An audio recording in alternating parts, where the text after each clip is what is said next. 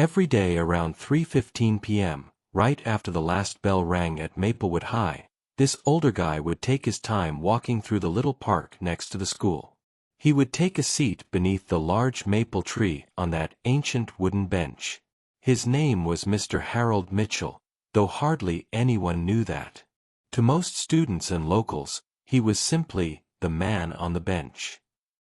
He wore the same light gray windbreaker every day, a neatly pressed pair of slacks, and carried with him two things: a small blue lunchbox and a weathered paperback of Robert Frost poems.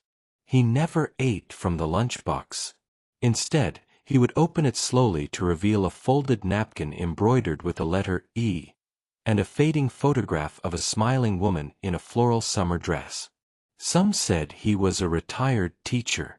Others thought he had Alzheimer's and just wandered there out of habit. But he was always there, rain or shine. One cloudy Thursday in early fall, 12-year-old Emma Carter, a seventh grader with messy pigtails and oversized sneakers, stopped by the bench while waiting for her dad to pick her up.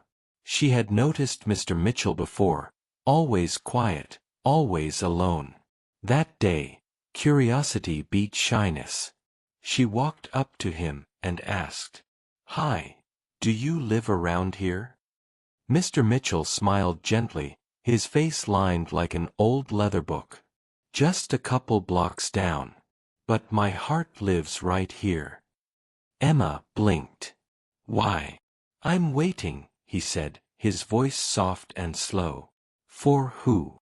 He looked at the photo in his lunchbox and said, "Someone who made every Tuesday feel like spring." Over the next few weeks, Emma began stopping by more often. Sometimes for a minute, sometimes for longer.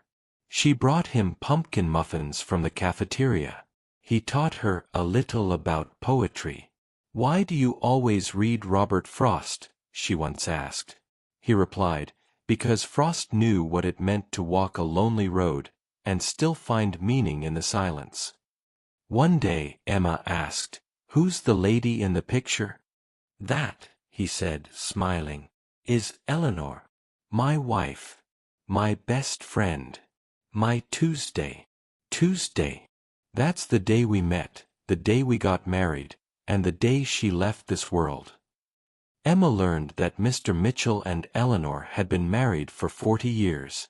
Every Tuesday, they had a routine: a walk through the park, lunch under the maple tree, and a shared book of poetry. 3 years ago, Eleanor passed away from cancer, the kind that comes fast and doesn't wait. On her last day, she whispered, "Promise me you won't stop coming here." So he didn't.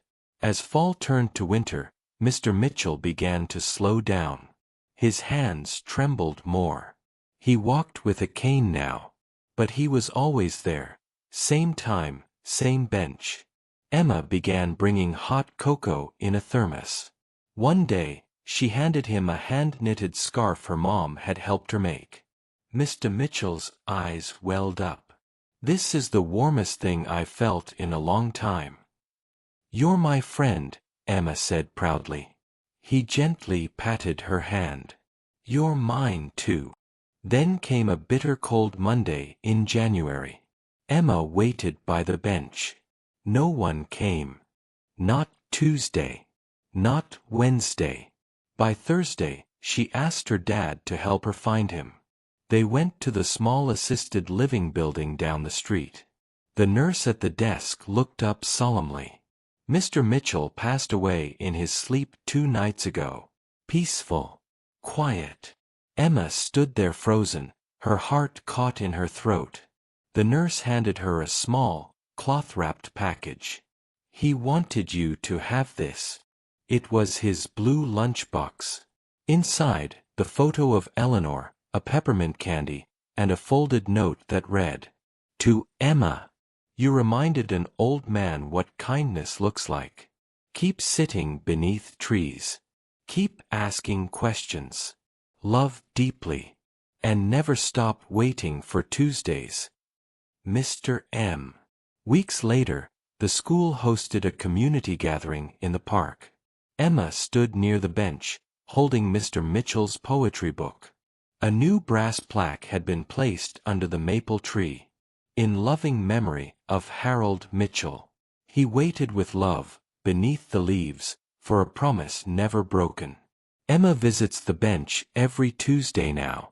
Sometimes with cocoa, sometimes with a book. But always with the feeling that love, even the quiet kind, never really goes away.